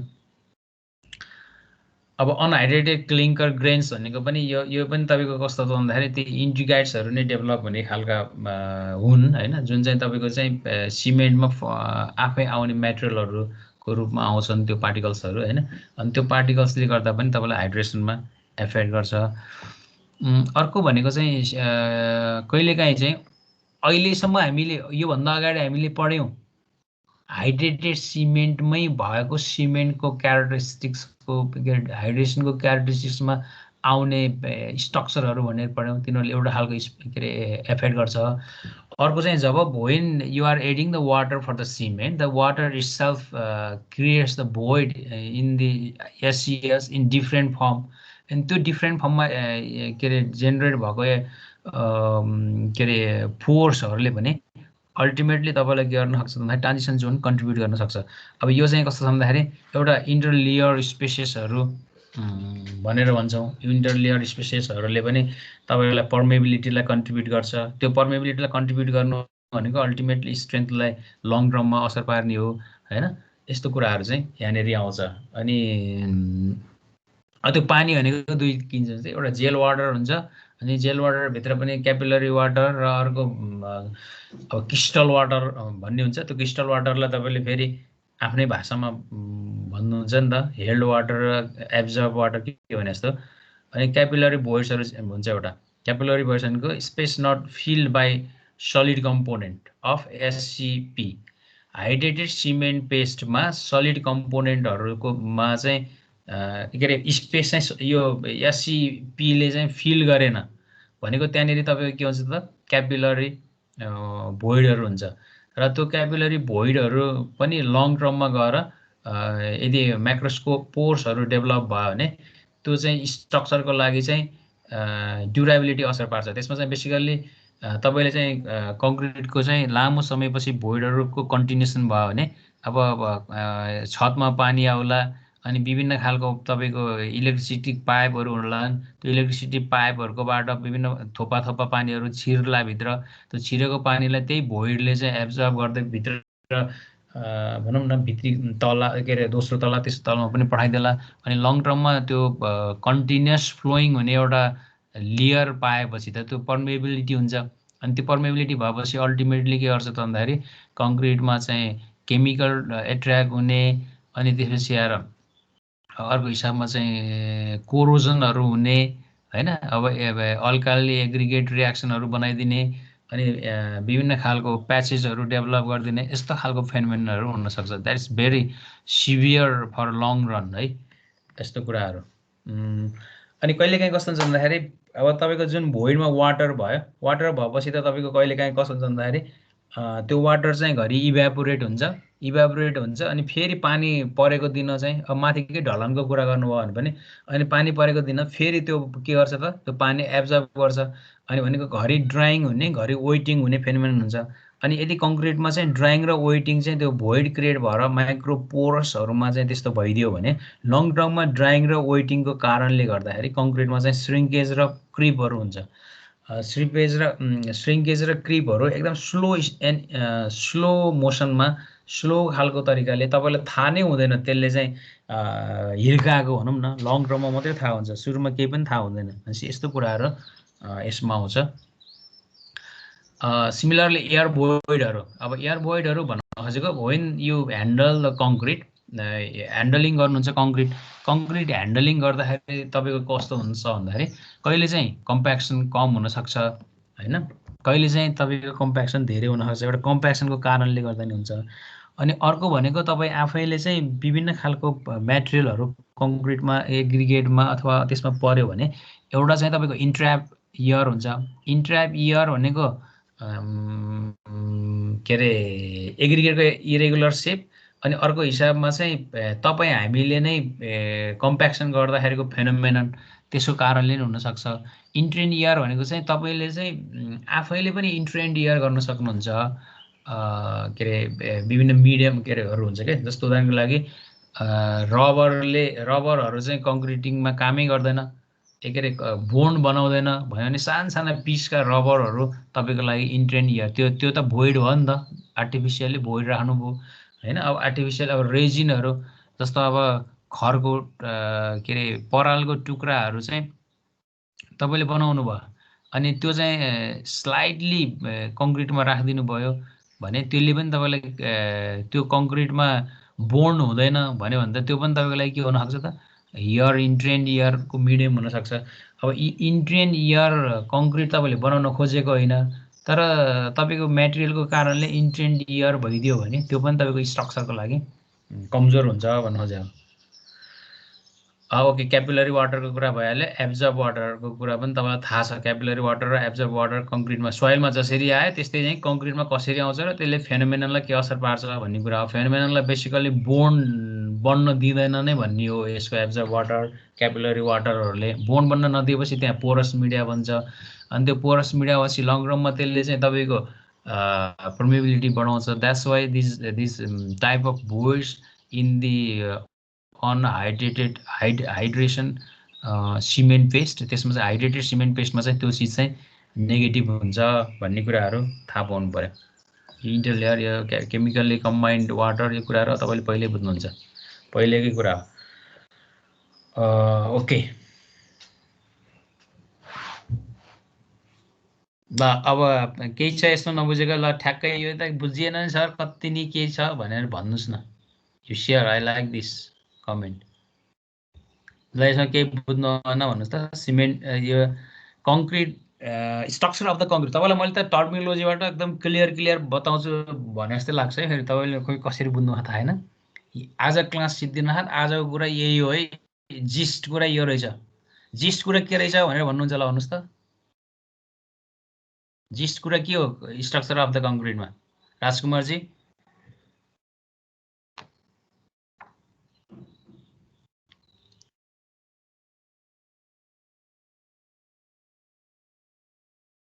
कौशल गौतम,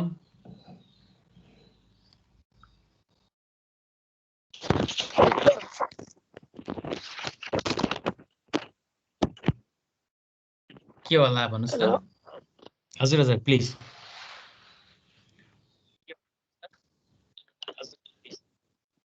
अब हामीले चाहिँ सिभिल कङ्क्रिटहरूको डिफ्रेन्ट इन्ग्रिडियन्ट्सहरू मिसाएर स्ट्रक्चर, त्यसको पेस्टहरू बनाउँदाखेरि चाहिँ डिफ्रेन्ट स्ट्रक्चरहरू, डिफ्रेन्ट फेजहरू हुने गर्दछ. अनि त्यही अनुसार अब हामीले कुनै पनि कङ्क्रिट पेस्टहरू बनाउँदा चाहिँ अब त्यहाँभित्र भोइड्सहरू हुने, अनि डिफ्रेन्ट अब क्याल्सियमहरू एल्युमिनियमहरूको रियाक्सन गरेर चाहिँ त्यहाँ तिनीहरूले चाहिँ एउटा लेयरहरू बनाउने डिफ्रेन्ट टाइपको भोइड्सहरू, अब पेस्टहरू बनाउँदै जाँदा भोइड्सहरू, एयर भोइड्सहरू, वाटरले पनि भोइस क्रिएट गर्ने गर्दछ. त्यसले गर्दा चाहिँ चाँडै नदेखे नि त्यसले चाहिँ लङ टर्ममा चाहिँ त्यसले चाहिँ अलिकति ड्युरेबिलिटीमा, स्ट्रेन्थमा चाहिँ असर पुऱ्याउने गर्दछ. तपाईँहरूले मैले पढाएको अलिअलि बुझ्नु भयो कि बुझ्नु छैन? एकदमै भास्ट भएछ कि अलिअलि सर र सबैले भनिदिनु न हो, कमेन्ट पनि गरिहाल्नु न. अरू साथीहरू केही छ कमेन्ट? बुझिन्छ अलिअलि कि खासै बुझिए छैन भन्ने, त्यस्तो खासै बुझिए छैन भन्ने पनि रमाइलो लाग्छ. It's not the big comment. Online हो होइन, सबै चिज देखाउन पाइए छैन, तै पनि डु ट्राई.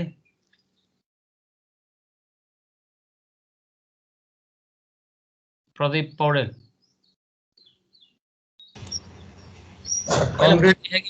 बुझिए कि बुझिए छैन बाट सुरु गरौँ न है. अलिअलि आफूलाई नि फिडब्याक थाहा हुन्छ कि. ए अब अलिअलि बुझिन्छ सर, अलिअलि बुझिन, आफै पढे चाहिँ फेरि अब राम्रोसँग बुझिन्छ. ए ओके, सुनेको जस्तो अलि हुन्न, आफै पढेको जस्तो. जस्तो अलिअलि त बुझिएकै छ नि, मोर देन अलिअलि भन न. हजुर ल यो नयाँ पनि हो तिमीलाई. ल सर एउटा क्वेसन है सर. ल प्लिज. सर हामीले जुन ढलान गरिसकेका हुन्छौँ नि, ढलान गरिसकेपछि तपाईँको सेटिङ भइसकेपछि माथिबाट पानी पर्यो भने तल मुनि पनि पानी रसाउने हुन्छ होइन? त्यो भोइड्सको कारणले गर्दा हो नि होइन सर? त्यही एकदम अहिले त्यही पढ्नु भएन र? एक्ज्याक्टली. अनि हामीले फेरि त्यसमाथि अब त्यो भोइड्सले गर्दाखेरि त पछि स्ट्रेन्थहरू ड्युरेबिलिटीमा त असर गर्छ नि त. एक्ज्याक्टली. अनि फेरि पछि हामीले माथिबाट त्यो ढलान माथिबाट केही पेस्टहरू लिएर माथि पानी छिर्न दिएनौँ भने फेरि त्यो रहेको भोइड्सले फेरि असर गर्छ कि गर्दैन? त्यो यस्तो हुन्छ, तपाईँले टेम्पोररली त्यहाँनिर भनेको एडमिक्सचरहरू राखेर त्यो कामहरू गर्नुहुन्छ.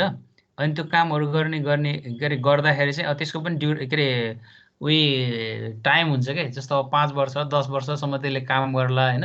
त्यसपछि फेरि त्यो बिस्तारै कङ्क्रिटबाट त्यो एडमिक्सचरहरू पनि छुट्टिन सक्छ. अब त्यसको पनि एउटा टाइम फेज हुन्छ. त्यसपछि यस्तै हुन्छ. पहिले तपाईँले पोखरामा कति राम्रा घर बनाएका छन् भने जस्तो हुन्छ, अनि लास्टमा त्यो घरको माथि हेर्नुहोस् न, टिनको छाना छाइरहेको हुन्छ कि. तपाईँले धेरै घरहरू हेर्नुहोस् पोखराको होइन. किनभने अब काठमाडौँमा त्यस्तो हुँदैन, किनभने काठमाडौँमा त्यस्तो धेरै पानीले एफेक्ट गर्दैन. पोखरामा चाहिँ मोस्ट अफ द ढलान घरकोमा चाहिँ अब केही लास्ट टाइम भनौँ भने 10-20 वर्षपछि उसले त्यो हालेकै हुन्छ क्या. त्यसको मिनिङ के हो त भन्दाखेरि कङ्क्रिटलाई सेफ गर्ने हो माथिबाट. टपबाटै सेभ गर्ने, किनभने अब अर्को अल्टरनेटिभै देख्दैन उसले त्यो वाटर प्रुफिङ मेटेरियल कतिचोटि हाल्ने होइन। उत्तर पश्चिम दक्षिण जताततै पानी पर्छ, एउटा मात्रै डिरेक्सनमा साइन्स अनुसार उयो पूर्वबाट खासै पानी पर्दैन भन्ने तपाईँ हामीले सुन्छौँ, तर त्यस्तो पनि होइन। पोखरा त चारै दिशा हो। त्यो भएको हुनाले धेरैले कङ्क्रिटलाई बचाउने हिसाबमा चाहिँ रुफ ट्रफहरू जस्ताको राखेर पानी एकतिरबाट मात्रै ड्रेन गर्ने खालको कुराहरू गर्छन्। त्यो अब सुरुमा हामीलाई कस्तो लाग्थ्यो भने होइन यो कङ्क्रिटिङ राम्रो नगरेर हो कि भन्ने हुन्थ्यो। त अब लङ टर्मसम्म पानीले वेयर एन्ड टियर गरिसकेपछि फेरि जस्तो स्ट्रङ बनाउँदै पनि हाम्रो पोखरामा चाहिँ त्यो सिपेजको केसहरू अझ धेरै जस्तो राजकुमारले कहाँको केस भन्यो होला, यहाँको केसमा चाहिँ धेरै आउँछ त्यो है। धेरै आएको हिसाबमा यो कुरा हुन्छ। Okay Pradeep, you are going to sharing something to us?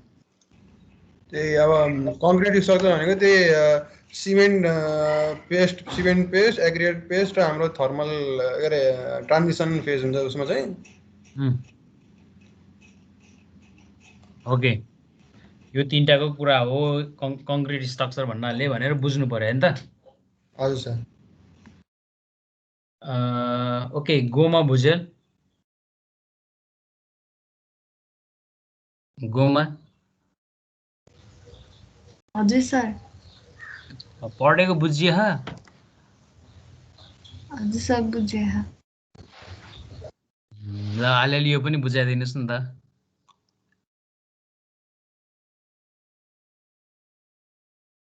यो पनि अलिअलि भनिदिनुहोस् न त। हेटेरोजिनियस मिक्सलाई चाहिँ होमोजिनियस मिक्समा कन्भर्ट गर्ने रहेछ।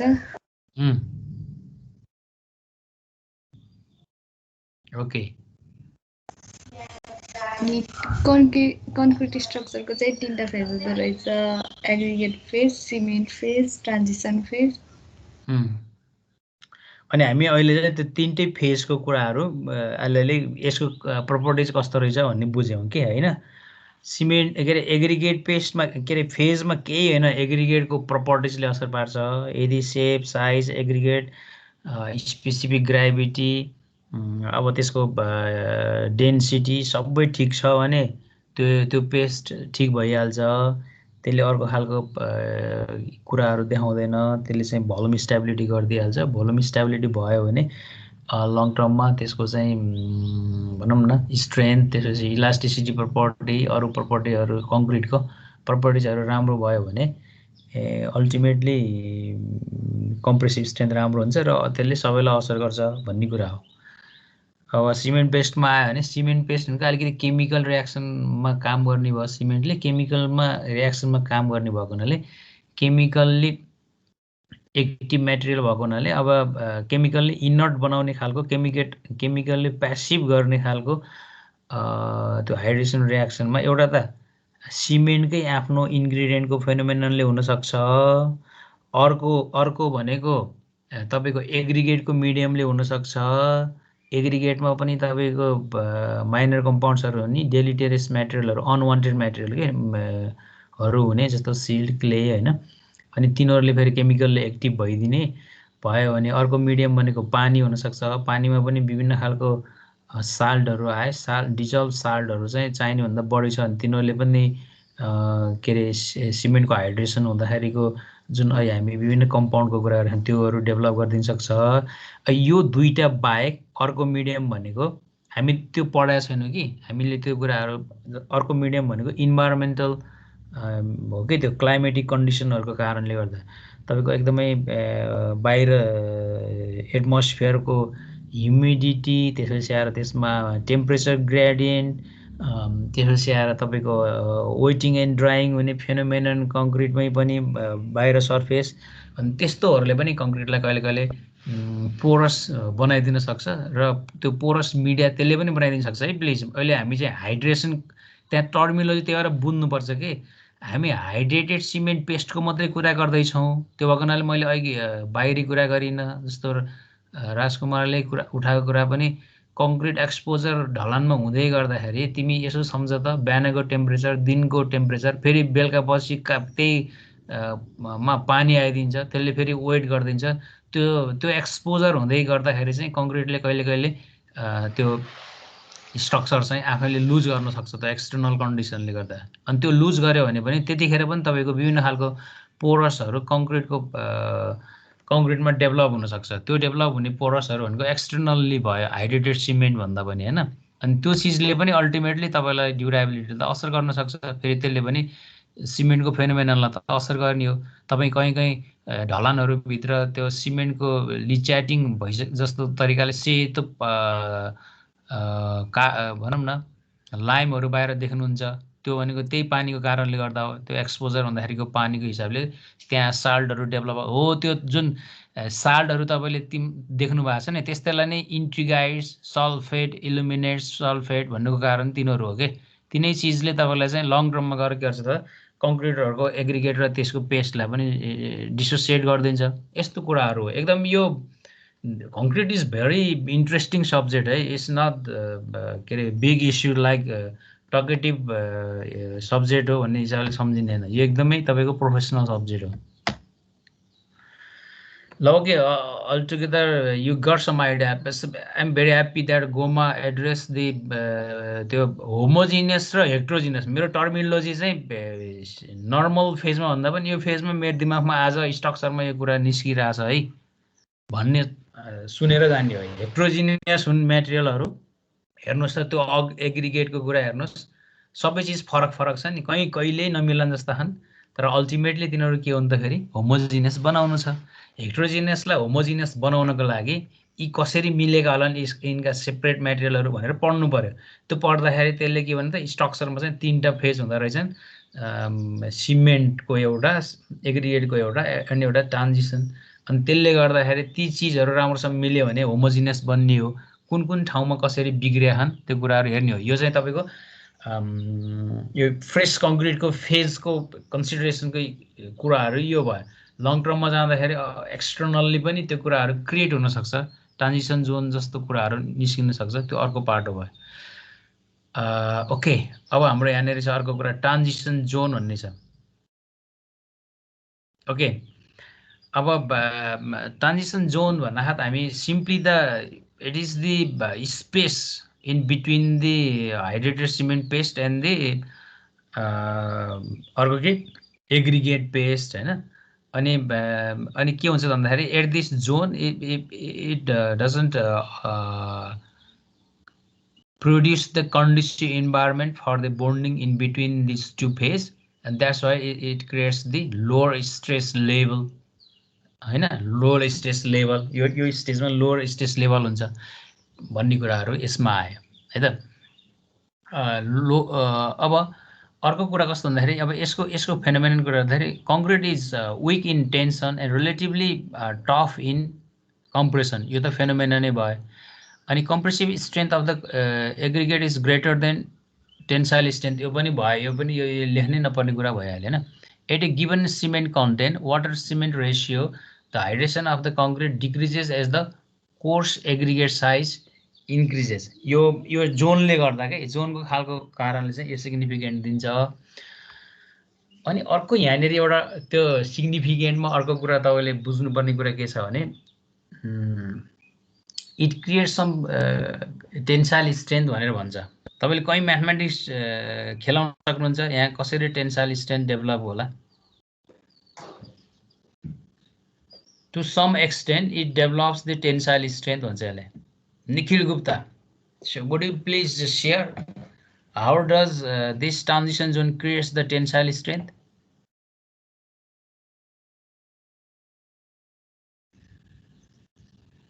Nikhil. Hello sir. Okay, do try please. Sir, very question bhandinuta. How do this transition zone creates the tensile strength in your view? यसको पोजिटिभ कुरा रे के यो फेरि।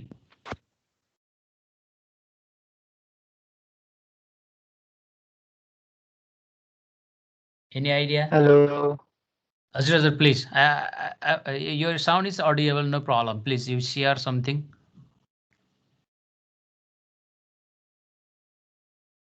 मैले नै क्लियर सुनिराखेन केही पनि। मेरो क्वेसनै सुन्नु भएन है। मैले मात्र के भनेको भने ट्रान्जिसन जोनले टेन्साइल स्ट्रेन्थ क्रिएट गर्छ भन्ने चाहिँ यसको पोजिटिभ भाइब्स भयो क्या यो जोनलाई कसरी भयो होला भन्नु खोजेको।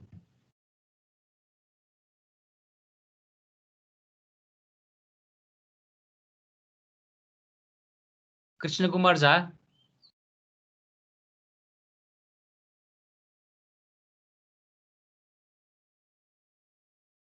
कृष्ण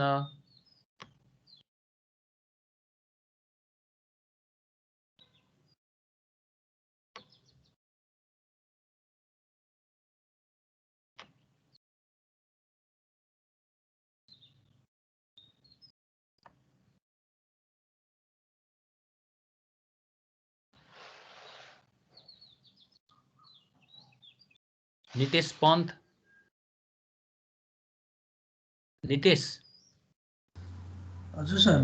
ओके प्लिज मेरो क्वेसन बुझ्नु भयो नि है सर एकचोटि फेरि भनिदिनु न सर। ट्रान्जिसन जोनले टेन्साइल स्ट्रेन्थ डेभलप गर्छ त्यो भएको हुनाले ट्रान्जिसन जोनको पनि केही न केही पोजिटिभ रोल छ भने के यसले कसरी डेभलप गर्छ होला। खै सर ठिक छ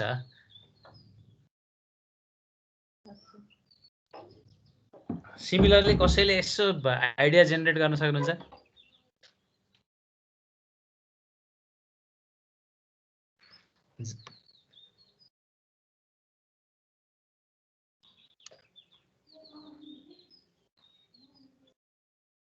अरू कसैले मिलन गौचन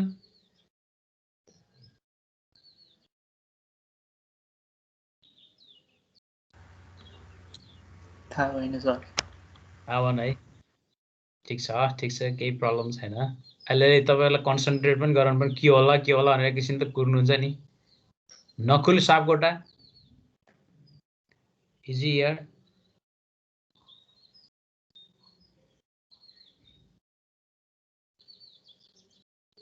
क्षितिज प्याकुरेल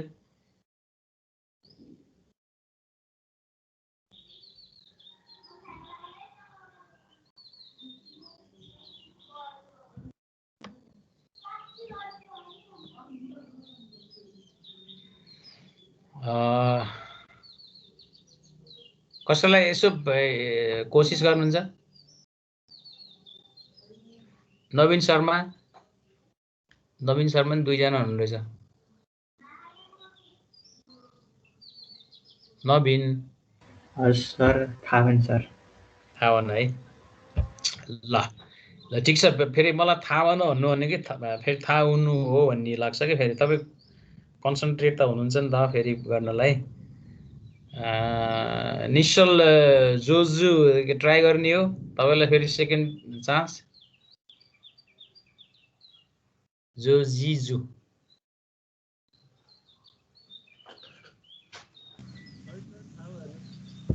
ल ओके प्लिज। अब यसले के भन्यो भन्दाखेरि सुन्नुहोस् है त सिम्पल ट्रान्जिसन जोन भनेको तपाईँको चाहिँ it is somehow settlement अथवा स्पेस जेनेरेट भनेको त तपाईँको लागि के हो त एकदम माइक्रो लेभलमा भन्दा स्ट्रेन हो नि त यो हजुर होइन र। इसे स्ट्रेन सम हाउ सम्झिनुहोस् न। सेटलमेन्ट हुँदाखेरि के अरे उता कन्सोलिडेसनको सेटलमेन्टतिर कति सानो भल्युम चेन्ज पनि निकाल्यो हो नि त तपाईँले होइन सोइल मेकानिक्समा जताततै सम्झिनुपर्छ म्याथ जहाँ पनि युज हुन्छ नि। अनि दोस्रो स्ट्रेन्थ अफ मेटेरियलमा तपाईँले के अरे वेन टेम्परेचरले गर्दाखेरि अनि त्यो सपोर्टको इल्डिङले गर्दाखेरि सपोर्टको रोटेसनले गर्दाखेरि पनि त्यहाँनिर स्ट्रेस डेभलप हुन्छ भनेर स्ट्रेस निकाल्नु भएको थियो नि है। Simply go through the expression that E is called to stress by strain isn't it.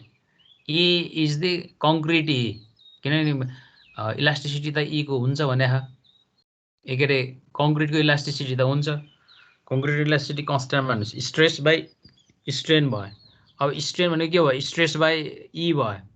अनि स्ट्रेन भनेको change in length to the original length होइन र।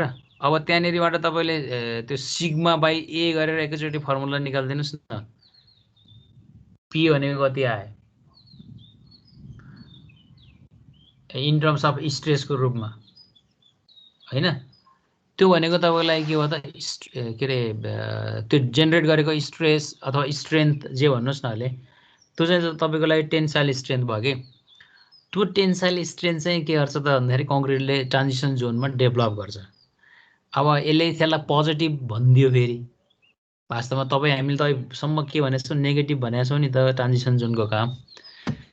यसले भनेको टु सम एक्सटेन्ट भनेको मानिदिनुहोस्, if there is the less than 0.1 mm or 1 mm सम्भाव 1 mm भयो भने इट इज क्वाइट ओके भन्यो भने त्यो तपाईँको लागि के भयो भन्दाखेरि त्यो 1 mm सम्म ट्रान्जिसन जोन भयो भने केही हुँदैन भन्ने मिनिङ आयो कि।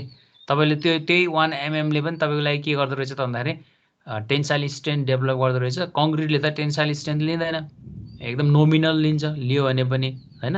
अब त्यो टेन्साइल स्ट्रेन्थलाई यसले पनि कन्ट्रिब्युट गर्यो कि। यदि कुनै पनि कङ्क्रिटमा टेन्साइल स्ट्रेन्थ भयो भने त त्यो कङ्क्रिट भिटलनेस हुन पाएन, त्यो कङ्क्रिट फुटेर जान पाएन, त्यो त तपाईँको लागि पोजिटिभ भयो नि त। त्यो हिसाबले यसले यहाँनिर कन्सिडर गरेको क्या पोजिटिभ। तर यसको फेरि मिनिङ के हो भन्दाखेरि टु सम एक्सटेन्ट भन्ने टर्मिनोलोजी बुझ्नु पऱ्यो। फेरि beyond the extent it is always makes the weakest John, weakest stage of the stress. त्यो कारणले यसले नेगेटिभै रोल खेल्छ भन्ने कुरा हो। ओके, अब स्ट्रक्चर अफ द ट्रान्जिसन जोनमा तपाईँले के बुझ्नुभयो भन्दाखेरि ट्रान्जिसन जोन चाहिँ बेसिकल्ली फेनोमेननको हिसाबमा हामीलाई चाहिँ डिफिकल्टै हो अब्टेन गर्नको लागि। अब तपाईँले कहिलेकाहीँ एग्रिगेट लेयरहरूमा चाहिँ हायर वाटर सिमेन्ट रेसियो भयो, अनि त्यहाँनिर विभिन्न खालको पोरस स्ट्रक्चरहरू आए तपाईँको कङ्क्रिटमा के अरे एग्रिगेटको मिडियममा भने त्यतिखेर यो चिजहरू निस्किन सक्छ।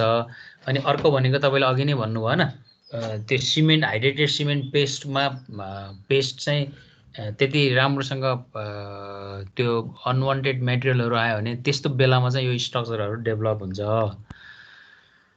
अनि अब initially the volume and size of the void transition zone are larger, so there is the less strength of the transition zone भइहाल्यो। यो कुराहरू त बुझि नै हाल्नुहुन्छ। अनि ट्रान्जिसन जोन के अरे strength develops as time passes भनेको ट्रान्जिसन जोनले त्यो टेन्साइल स्ट्रेन्थ लिन्छ भनेको, तर फेरि त्यसको मिनिङ के हो त भन्दाखेरि अल्टिमेटली त्यो पनि त्यति धेरै पोजिटिभ हुँदैन भन्न खोजे हो।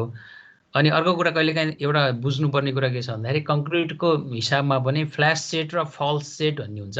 त्यो फ्ल्यास सेट र फल्स सेटले गर्दाखेरि पनि तपाईँको के हुन्छ त भन्दाखेरि यो कङ्क्रिटहरूमा चाहिँ के अरे यो ऊहरू माइक्रो क्र्याकहरू डेभलप हुने त्यस्तो कामहरू हुन्छ होइन। त्यो भनेको एउटा अब फ्ल्यास सेट भनेको तपाईँको कस्तो भन्दाखेरि एकैचोटि कङ्क्रिट नै मासको रूपमा चेन्ज भयो कि, त्यसलाई तपाईँले फर्दर चेन्ज गर्नै सक्नुहुन्न भनेपछि प्लास्टिसिटी चाहिँ कम्प्लिटली के भयो भन्दाखेरि लस्ट भयो। You do not restorate the plasticity, that is flash set होइन। फल्स सेटिङ भनेको चाहिँ तपाईँको चाहिँ स्लो रेटमा हिट इभोल्युसन भइरहेछ, अनि तपाईँले चाहिँ पानी मिक्स गर्दै फेरि तपाईँले चाहिँ त्यसलाई चलाउनु भयो भने प्लास्टिसिटी पनि रिजेनरेट हुन्छ भने त्यो फल्स सेट हो। अब यसलाई चाहिँ कस्तो भन्दाखेरि यसो हेर्दाखेरि कङ्क्रिट चाहिँ सेट भएको जस्तो देखिने होइन।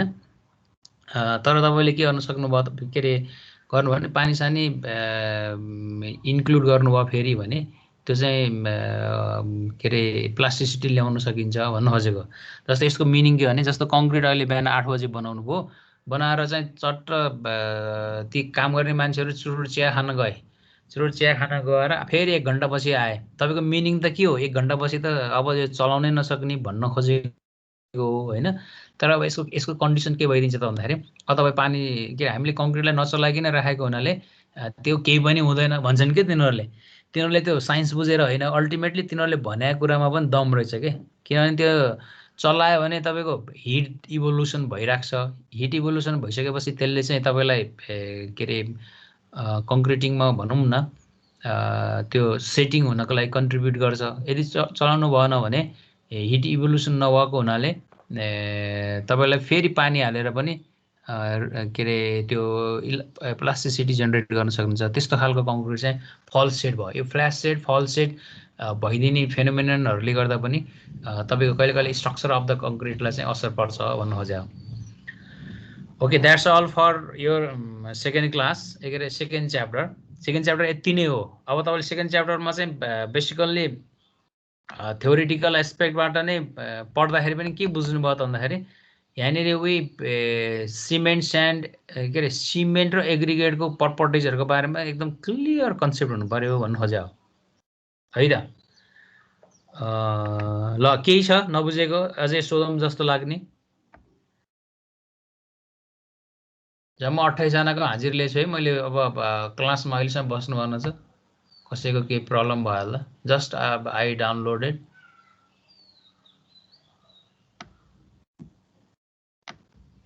निराजन पोखरेल नि यही क्लासमा हो नि है? राजकुमार हजुर सर, के अरे निरञ्जन पोखरेल हैन सर? हाम्रो कति पर्सेन्टको सिद्धि होला कोर्समा, टोटल कोर्स मध्ये? Very good question. यस्तो छ, जम्मा तपाईँले मार्क्स त 10 मार्क्स सिद्धाउनु भयो होइन। अब हामीले टोटल पर्सेन्टेजको हिसाबमा त अब अहिले 20% जति सिद्धायौँ भनौँ न। हुन्छ सर है। होइन, मेरो यस्तो छ, तपाईँहरूलाई कोर्स हामीले सिद्धाउन पनि पर्यो, अर्को हिसाबमा बुझ्न पनि पर्यो। अब अर्को दिन अस्ति मैले दिएको जुन मेटेरियल छ नि तपाईँलाई assignment, please do prepare your assignment and be ready for the presentation. Probably you should present on practical classes है। प्र्याक्टिकल क्लास कहिले हो भनेर तपाईँलाई तपाईँको रुटिनमा थाहा छैन होला, मेरो रुटिनमा थाहा छ। म तपाईँलाई चाहिँ मेरो रुटिनको चाहिँ बताउँला। त्यो चाहिँ 1:35 देखि हुन्छ त्यो प्र्याक्टिकल क्लास मेरोमा होइन। अनि मैले त्यो प्र्याक्टिकल क्लासमा तपाईँको प्रेजेन्टेसन पनि लिन्छु, अनि मैले केही कुराहरू प्रेजेन्टेसनसँग पनि जोडेर पनि भनिदिन्छु, अनि प्र्याक्टिकल कुराहरू पनि सेयर गर्छु क्या मैले त्यहाँ। जस्तो अब म्याक्सिमम् केही भएन भने we can share the YouTube video, you take it easy on. अनि मैले चाहिँ तपाईँलाई प्रत्येकको स्टेपहरू बताइदिनु राख्छु होइन। पछि फिजिकल प्रेजेन्स हुँदा पनि गर्ने कुरा छँदैछ, तर अहिले तपाईँहरूलाई अलिअलि लगाइरहेको छ नि, तपाईँले अलिअलि नबुझे जस्तो अलिअलि बुझे जस्तो, केही त्यो प्र्याक्टिकल नदेखेको भएर पनि त्यस्तो हुन्छ होइन। किनभने अहिलेको कन्टेक्स्ट भनेको फेरि हामी सबै प्र्याक्टिकल हेऱ्यौँ भने यो यस्तो रहेछ है भनेर अनि थ्योरी पनि बुझिहालिन्छ क्या। कङ्क्रिटमा धेरै कुराहरू त्यस्ता छन्। त्यो कारणले ल अस्ति मैले दिएको प्रेजेन्टेसन तयार गर्ने त्यो के अरे सर्वे ग्रुपको अनुसार तपाईँहरूले त्यहाँनिर अलरेडी दिएको छ। अनि अर्को हिसाबमा चाहिँ तपाईँको प्रेजेन्टेसन चाहिँ नेक्स्ट विक हुन्छ। त्यो नेक्स्ट विक भनेको मेरो प्र्याक्टिकल क्लासमा हुन्छ, थ्योरी क्लासमा होइन। मेरो प्र्याक्टिकल क्लास कहिले रहेछ? हजुर अब कुन बार हो? म चाहिँ तपाईँलाई स्न्याप पठाउँछु है त। के अरे सरले मलाई पठाउनु भएको छ, सायद त्यो मङ्गलबार बुधबार छ कि अथवा बिहिबार पो छ कि अर्को भनेछु नि त, यो होइन नि त। आज त छैन होला सर, आज त 1 बजेपछि पनि क्लास छ। आज छैन होला। अनि ठिक छ, okay, no problem. Take it easy and एकदम रमाइलोसँग पढ स्ट्रक्चर होइन। म चाहिँ के गर्छु भन्दाखेरि म राजकुमारलाई आज पठाउँछु सम्भवतः होइन। मसँग तिम्रो हाइलो छ के अरे भाइबर साइबरमा? नै छैन होला सर। त्यहाँ तपाईँले एचओडी सरसँग निर्मल सरको कहिले रहेछ र सर प्र्याक्टिकल क्लास? मेरो सरले त प्र्याक्टिकल क्लासमा म प्र्याक्टिकल पनि लिन्छु प्रेजेन्टेसन पनि लिन्छु भनेर भन्नुभएको, पठाइदिनु न भनेर भन्दा नि के फरक पर्दैन। हुन्छ सर है त। अनि त्यो प्र्याक्टिकल क्लासमा थ्योरी नै हो पढ्ने, अलिअलि प्र्याक्टिकल कुराहरू पनि सुन्ने हुन्छ। मैले तपाईँलाई डाइरेक्ट युट्युबकै भिडियो जस्तो वर्केबिलिटी भने अर्को भने त्यही चिज देखाउँछु, तर मैले तपाईँलाई त्यहाँ गरेको चिज एकदम स्टेप वाइज मैले भन्छु क्या। त्यसले त्यो कुरा तपाईँले बुझ्नु भएन भने पनि यो पछि यस्तो गरिन्छ भन्ने कुराहरू, अनि त्यसले पनि तपाईँलाई धेरै कुराहरू सिकाउँछ क्या। यो भनिराख्दाखेरि हामीले फेरि भोलि फिजिकल्ली क्लास हुँदाखेरि प्र्याक्टिकल नगर्ने भन्नु खोजेको होइन। अब तपाईँको अहिलेको कन्डिसन अनुसार यस्तै गरी कोर्स सिद्धियो भनेर त्यो 2 दिन गरेर त्यहाँनिर प्र्याक्टिकल गरेर सिद्धाएँ भन्नुभन्दा अहिले पनि युट्युबमा हेर्दै गरेर यो यस्तो हो उस्तो हो भनेर भन्दाखेरि त बुझिन्छ नि त, होइन र? जस्तो तपाईँले जानी नजानी तपाईँले जानी नजानी कोड पढाएको छु मैले। कोड पढाउनु भनेको त ओहो मैले चट्ट कन्ट्र्याक्ट डकुमेन्ट हेरेर साइट हेर्दैछु भन्ने तरिकाले पढ न अहिले, ठ्याक्कै त्यसरी हो नि त। त्यो त साइडमा पनि लिएर जान पाइन्छ नि कोडहरू त। ल थ्याङ्क यू भेरी मच।